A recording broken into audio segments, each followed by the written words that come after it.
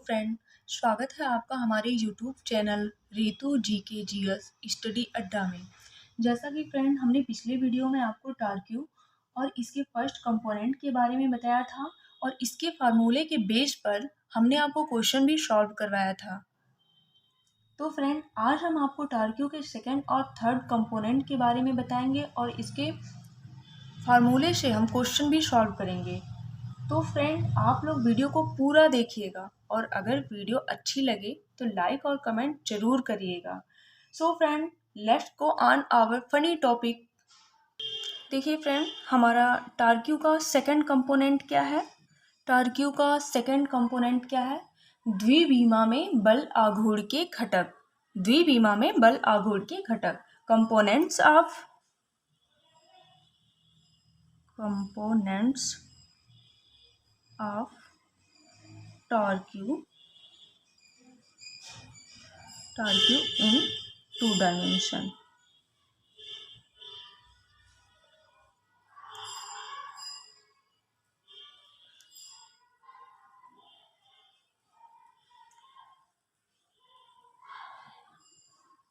द्विविमा में बल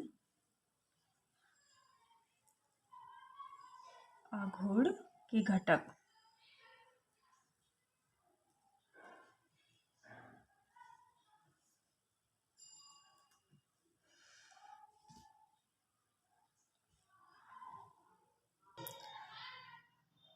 तो फ्रेंड हम मान लेते हैं, लेट अस कंसीडर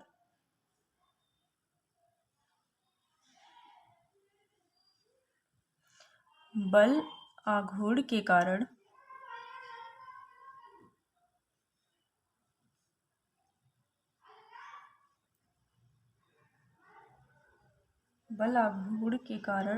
अकेले कण की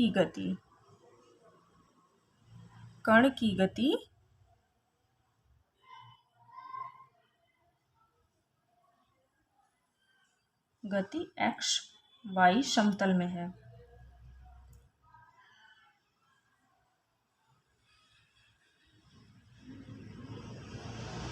यदि कण का निर्देशांक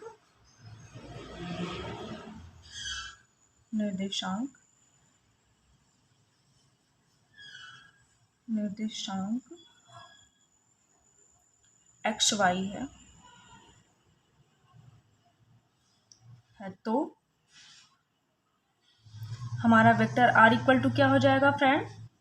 एक्स आई प्लस वाई जे। और वेक्टर एफ इक्वल टू क्या हो जाएगा? F X I plus F X जे। जहां फ्रेंड एफ एक्स और एफ वाई बल के क्रमशः एक्स तथा वाई अक्षों के अनुदिश घटक हैं। चलिए लिखते चलते हैं। वेयर एफ एक्स और एफ वाई जो है बल के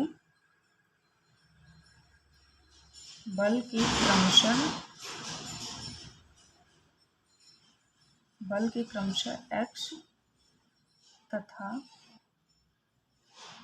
वाई अक्षों के अनुदिश घटक हैं।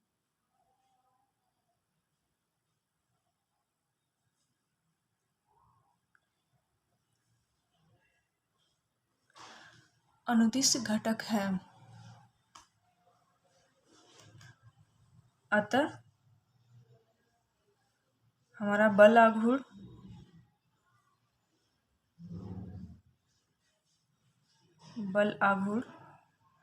टाउ इक्वल टू क्या होता है friend? Vector tau equal to vector F. अब इसकी वेक्टर आर और वेक्टर एफ की वैल्यू इसमें पुट कर देते हैं। इसको इक्वेशन 1 मान लेते हैं, इसको 2 मान लेते हैं।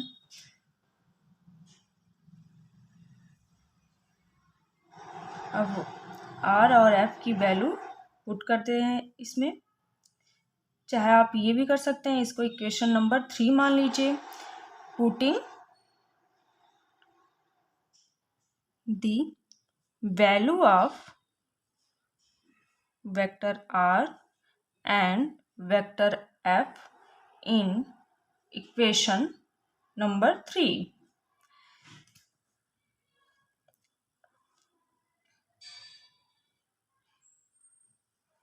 Plus y f x I plus, sorry friend, यहाँ पे y रहेगा। देखिए कभी कभी बोलना कुछ होता है, लिखा कुछ जाता है, और कभी कभी जो हम बोलते हैं वो नहीं लिख पाते हैं, तो फ्रेंड यहाँ पे y रहेगा, इसके लिए सॉरी। f y j। अब इसका हम मल्टीप्लिकेशन करेंगे तो ये क्या हो जाएगा, S F X I plus Y, नहीं एक बार इसका इसमें करते हैं, F F X F Y I cross J plus Y F X J cross आई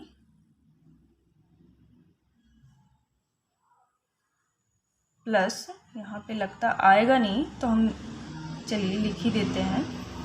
अब इसका इसमें हो जाएगा तो वाई एफ वाई, ये क्या हो जाएगा, जे क्रॉस जे क्रॉस जे है फ्रेंड।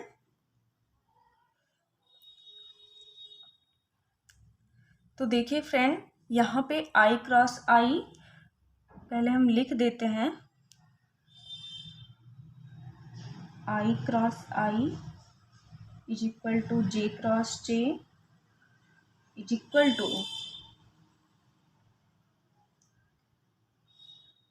वैल्यू क्या होती है, 0 होती है।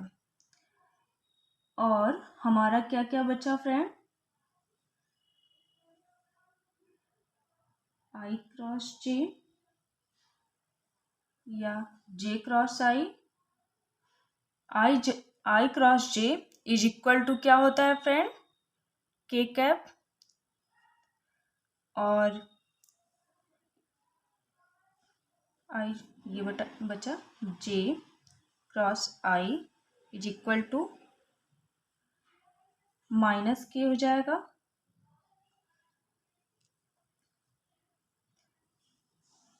ये जब आप वेक्टर पढ़िएगा तो उसमें ये सब मिलता है, तो ये कैसे ये हुआ हम आपको बता देते हैं। ये देखिए,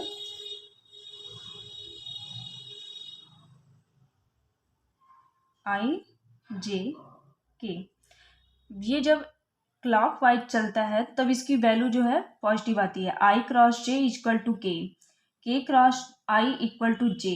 और जब ये एंटी क्लॉक वाइज जाएगा, मतलब J cross I is equal to anticlockwise जा रहा है फ्रेंड, इसलिए इसकी J cross I equal to इसकी वैल्यू हो जाएगी माइनस के। तो इससे आपको तो क्लियर हो गया होगा। तो इसकी वैल्यू क्या हो जाएगी, पूरा 0, इसकी वैल्यू हो जाएगी 0, और इसकी वैल्यू भी पूरा 0 हो जाएगी, जे क्रॉस जे आई क्रॉस आई, इसकी वैल्यू 0 हो जाएगी। हमारा क्या बचेगा, बस एस एफ वाई के कैप माइनस, इसकी वैल्यू जो है माइनस है तो ये पूरा माइनस हो जाएगा,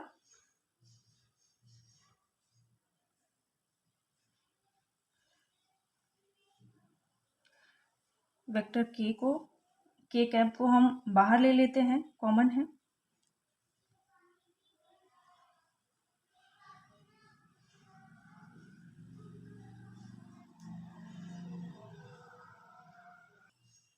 अतः हम क्या कह सकते हैं फ्रेंड, अतः बल आघूर्ण की दिशा जेड अक्ष के अनुदिश है, और बल आघूर्ण का परिणाम तब क्या होगा, अतः बल आघूर्ण की दिशा जेड अक्ष के अनुदिश है, और बल आघूर्ण का परिणाम तब क्या होगा। जैसा कि एक लाइन को कभी कभी फ्रेंड हम दो बार बोलते हैं, इसलिए बोलते हैं कि अगर एक बार में क्लियर नहीं होता है तो दोबारा आप सुनेंगे तो जरूर क्लियर हो जाएगा, इसलिए दो बार बोलते हैं। आइए फिर लिखते चलते हैं, अतः बल आघूर्ण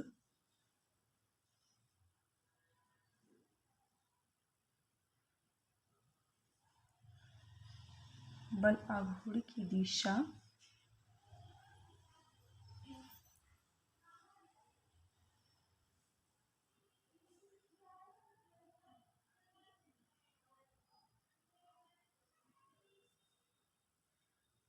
अनुदिश है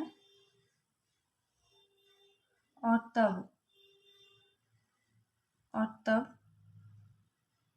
हमारा बल आघूर्ण का परिणाम क्या होगा?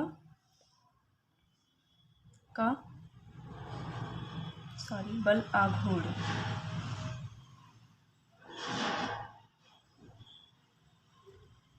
परिमाण tau equal to mod of tau is equal to क्या हो जाएगा? SFy minus YFX।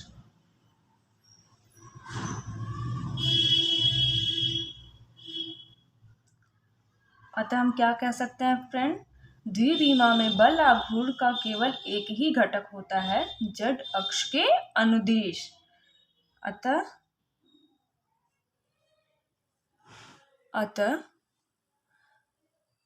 हम ये कह सकते हैं फ्रेंड कि द्विविमा में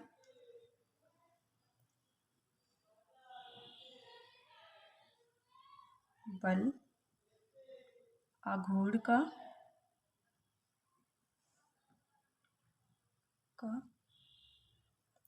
केवल एक ही घटक होता है,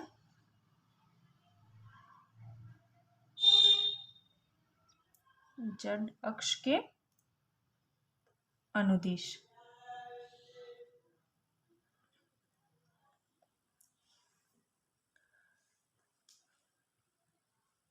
ये रहा फ्रेंड हमारा टार्क्यू का सेकंड कंपोनेंट। अब हम पढ़ेंगे टार्क्यू का थर्ड कंपोनेंट।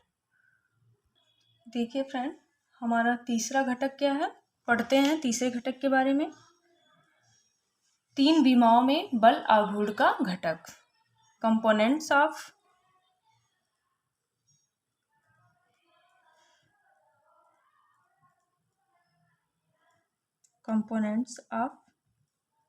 टार्क्यू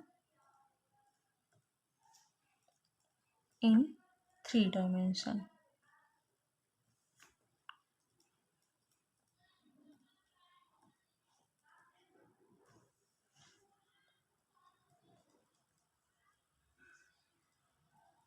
तीन विमाओं में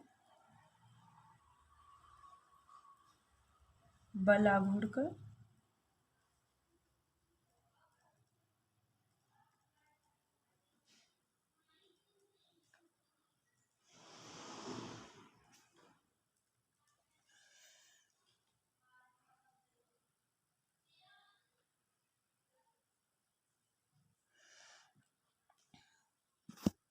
तो देखिए फ्रेंड, तीन विमाओं में जो है बल आघूर्ण का घटक क्या होता है। तो मान लेते हैं फ्रेंड, क्या मान लेते हैं? किसी कण P XYZ पर एक बल वेक्टर F कार्य करता है। लिखते चलते हैं, नहीं तो भूल जाएंगे। मान लेते हैं किसी कण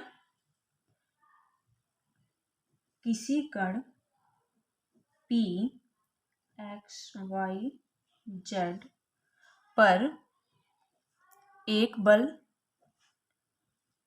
वेक्टर F जो है कार्य करता है।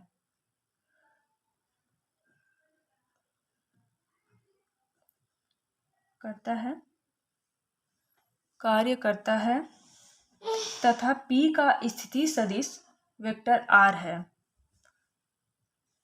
तथा P का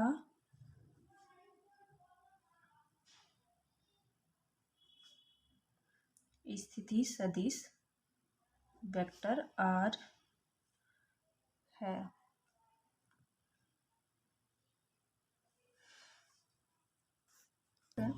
तब हम इसको 3 डायमेंशन में कैसे लिख सकते हैं friend? Vector F equal to FXI plus FYJ plus FZ के, और हमारा वेक्टर R इक्वल टू क्या हो जाएगा? XI plus YJ plus Z के। हमारा टाउ, अतः टाउ इक्वल टू क्या हो जाएगा,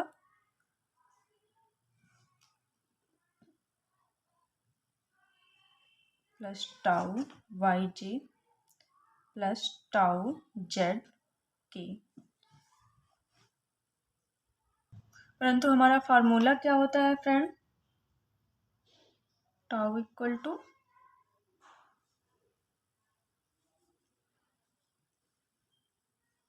परंतु फार्मूला तो हमारा ये होता है, इसलिए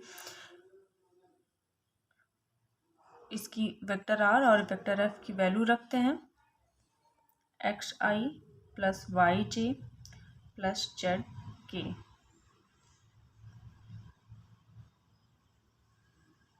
F X I plus F Y J plus F Z के कैप।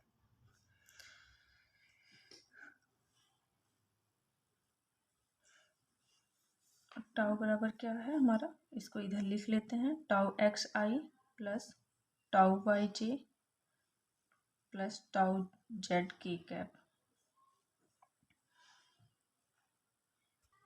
इसका हम मल्टीप्लिकेशन करेंगे फ्रेंड,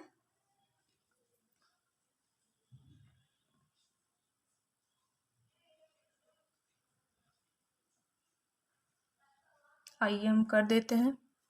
देखिए फ्रेंड, हम मल्टीप्लिकेशन इसका कर दिए हैं।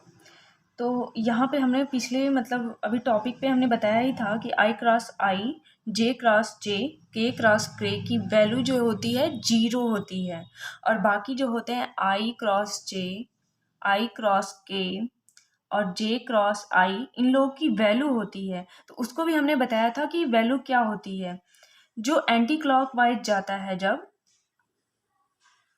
देखिए आई जे के जब क्लॉकवाइज चलता है, आई क्रॉस जे मतलब आई क्रॉस जे क्लॉकवाइज चल रहा है, तो इसकी वैल्यू पॉजिटिव होगी, तो ये के हो जाएगा। जे क्रॉस आई पॉजिटिव, इसकी भी वैल्यू क्या हो जाएगी फ्रेंड, जे क्रॉस के, इसकी वैल्यू भी पॉजिटिव हो जाएगी। लेकिन यही J cross I is equal to क्या हो जाएगा, एंटी क्लॉकवाइज चल रहा है, तो इसकी वैल्यू जो हमारी हो जाएगी माइनस के हो जाएगी। के क्रॉस जे, इसकी भी वैल्यू माइनस आई हो जाएगी। और अगर के क्रॉस आई है तो इसकी वैल्यू हमारी पॉजिटिव है, क्योंकि ये क्लॉकवाइज चल रहा है। अगर ये एंटी क्लॉकवाइज जाता है, देखिए J cross I equal to minus के हो जाएगा, और अगर के क्रॉस जे है तो इसकी वैल्यू माइनस आई हो जाएगी। तो आइए फ्रेंड, इसको सॉल्व करते हैं। Tau x I plus tau Y J plus tau Z के इक्वल टू क्या हो जाएगा, इसकी वैल्यू तो फ्रेंड 0 हो जाएगी, इसकी वैल्यू क्या हो जाएगी 0। तो ये हमारा हो गया S F Y I cross जे के हो जाएगा प्लस के, इसका पहले देख लेते हैं, आई क्रॉस के, देखिए इधर से जा रहा है, आई क्रॉस के एंटी क्लॉकवाइज जा रहा है, तो इसकी वैल्यू माइनस हो जाएगी। तो पहले हम माइनस को लिख लेते हैं, एस एफ जेड माइनस ये हो जाएगा हमारा आई क्रॉस जे, आई क्रॉस के है तो जे हो जाएगा। फिर आते हैं हम इस पे, प्लस माइनस ही होगा, क्योंकि ये भी जे क्रॉस आई है, जे क्रॉस आई एंटी क्लॉकवाइज जा रहा है, तो वैल्यू माइनस हो जाएगी। पहले हम माइनस को लिख लेते हैं, वाई एफ एक्स, इसका के कैप हो जाएगा, इसकी वैल्यू तो 0 हो जाएगी। जे क्रॉस के है, इसकी वैल्यू पॉजिटिव होगी, क्लॉकवाइज जा रहा है, प्लस वाई एफ जेड आई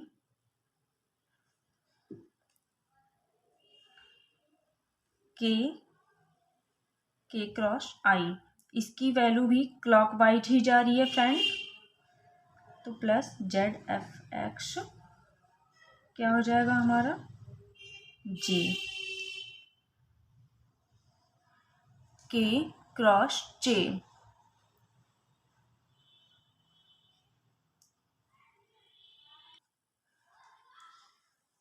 इसकी वैल्यू हो जाएगी माइनस, पहले हम लिख लेते हैं ZFY I, इसकी वैल्यू तो 0 ही है। अब हम I को एक साथ लिखते हैं, J को एक साथ, K को एक साथ लिखते हैं, इज इक्वल टू K का कहाँ है, SFY K cap minus YFX I हो गया, ये हमारा I वाला हो गया। अब Y को एक साथ लिखते हैं, मतलब I वाले को YFZ I cap minus ZFY।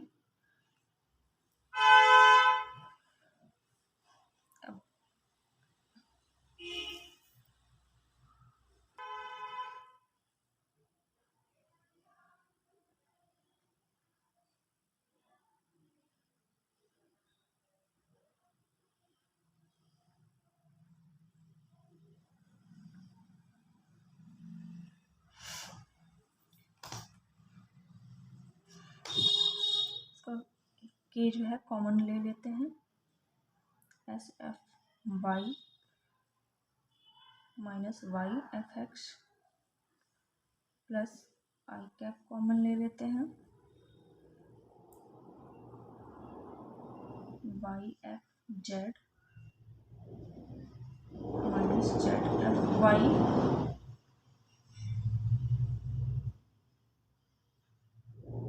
ZFX minus SX ZFXFZ।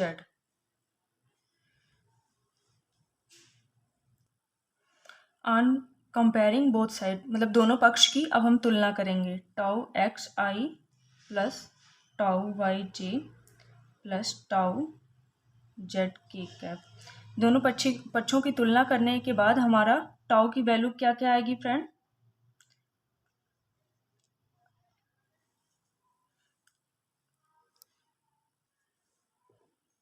Tau X equal to YFZ minus ZFY, tau Y ZFX minus XFZ, tau Z is equal to XFY minus YFX।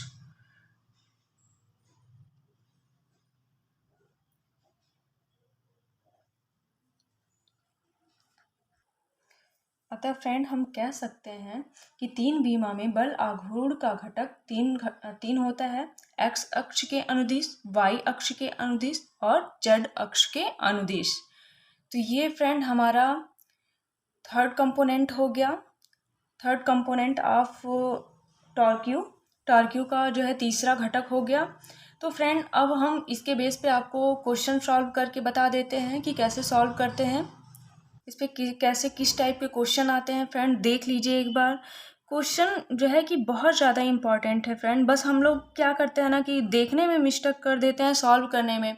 यही सारे क्वेश्चन जो है SSC, PCS, NTPC, NDA सारे exams में पूछे जाते हैं। तो देखिए फ्रेंड क्वेश्चन, देखिए फ्रेंड हमारा क्वेश्चन क्या कह रहा है, त्रिविमीय क्षेत्र में किसी बिंदु 211 पर स्थित 100 ग्राम के पिंड पर 2I plus 3J plus K cap Newton का बल लगा है। मूल बिंदु से होकर जाने वाली अक्ष के सापेक्ष पिंड पर कार्यरत बल आघूर्ण ज्ञात कीजिए। फिर से क्वेश्चन एक बार और पढ़ते हैं, त्रिविमीय क्षेत्र में किसी बिंदु 211 पर स्थित 100 ग्राम के पिंड पर 2I plus 3J plus K cap Newton का बल लगा है। मूल बिंदु से होकर जाने वाले अक्ष के सापेक्ष पिंड पर कार्यरत बल आघूर्ण ज्ञात करिए। तो इसको हम सॉल्व करते हैं, फ्रेंड। यहाँ क्या कह रहा है, यहाँ पिंड पर कार्यरत बल पिंड पर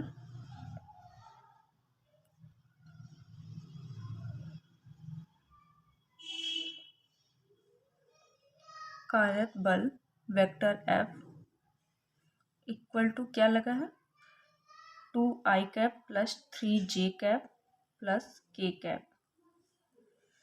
मूल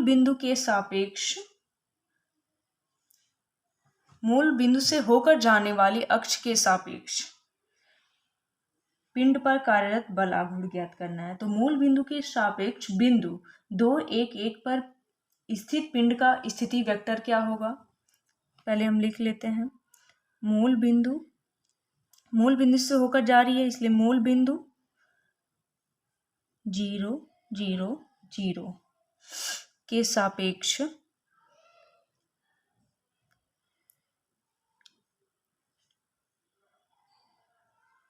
बिंदु 2 1 1 पर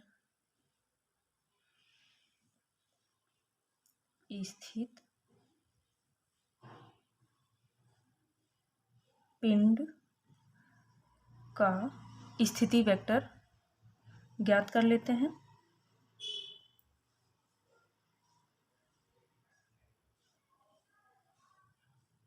vector R equal to 2 minus 0 i cap plus 1 minus 0 j cap plus 1 minus 0 k cap. तो वेक्टर R इक्वल टू क्या हो जाएगा 2i plus j cap plus k cap. ये हमारा वेक्टर F और वेक्टर R की वैल्यू पता चल गई। तो हम बल आघूर्ण ज्ञात करते हैं। तब बल आघूर्ण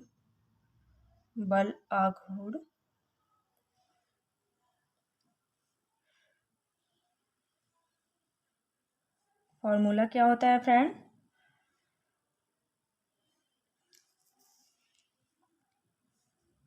की वैल्यू रखते हैं 2i plus j cap plus k cap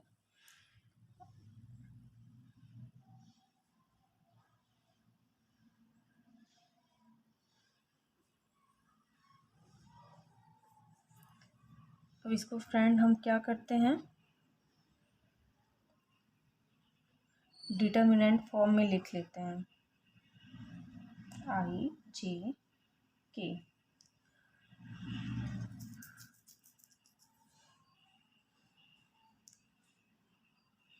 2 1 1 और क्या है 2 3 1।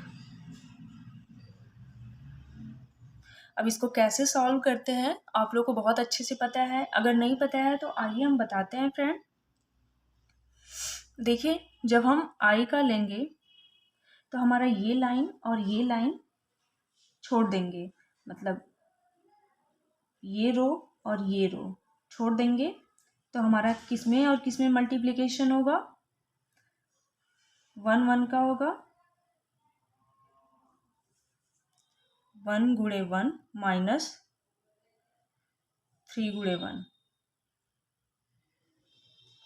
फिर हमारा माइनस का सिंबल आता है। अब जे वाला लेंगे तो ये हमारा जे का पूरा रो छूट जाएगा और ऊपर का छूट जाएगा, ये छूट जाएगा और ये छूट जाएगा। तो 2 1 माइनस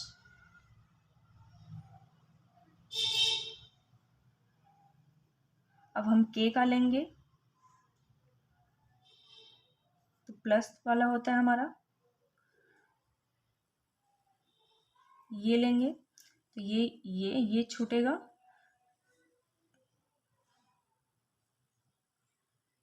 -2 to 1।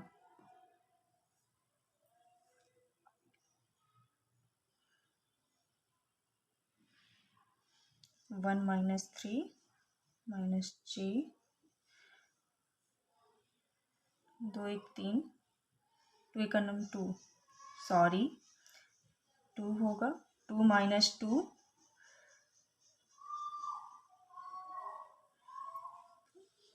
2 2 3 जा 6 माइनस 2 1 जा 2।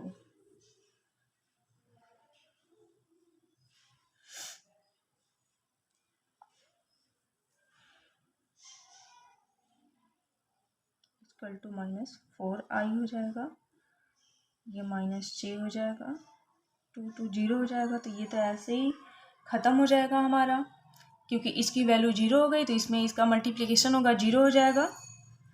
और ये हो जाएगा 6 - 2 = 4 + 4 k cap.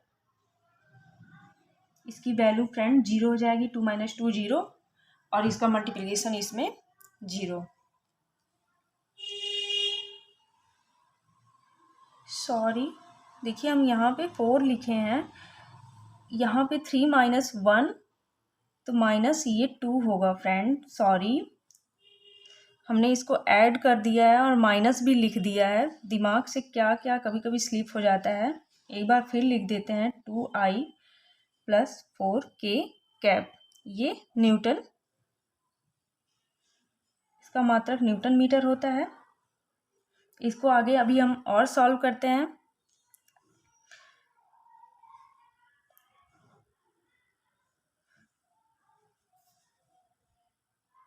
Tau = mod of tau क्या हो जाएगा। इसका देखिए फ्रेंड फॉर्मूला होता है, लाइए पहले हम लिख देते हैं फिर बताते हैं। -2² + 4²।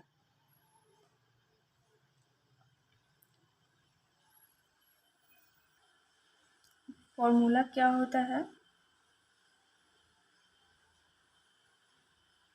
Tau x² + tau + tau z²।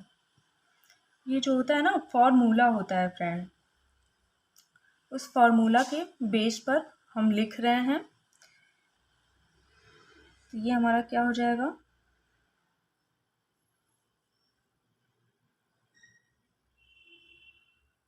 4 हो जाएगा +16 हो जाएगा। तो देखिए फ्रेंड यहाँ पे हमने फॉर्मूला लिख दिया है, तो इसको हम नीचे सॉल्व करते हैं। = √4 1 + 4 = हमारा क्या हो जाएगा, तो बाहर लेंगे ये 2√5 न्यूटन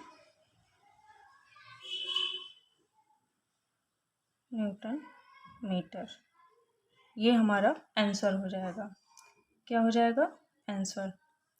तो देखिए फ्रेंड, इस बेस पे हमने आपको क्वेश्चन भी सॉल्व कर दिया है। तो देखिए फ्रेंड, कभी कभी क्वेश्चन सॉल्व करने में माइनस प्लस या ऐड या कुछ भी करने में थोड़ा बहुत मिस्टेक हो जाता है, तो उसके लिए सॉरी। ये कहीं पे भी प्रॉब्लम आ जाती है, तो उसके लिए सॉरी फ्रेंड। बट अगर वीडियो अच्छी लगेगी तो आप लोग लाइक और कमेंट ज़रूर करिएगा।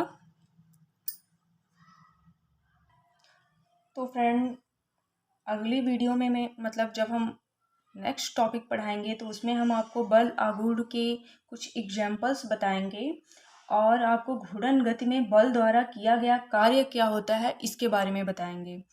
तो फ्रेंड, तब तक हम चलते हैं, क्योंकि हमारा टॉपिक आज का ख़त्म होता है। तो thanks friend for watching this video. Thank you very much.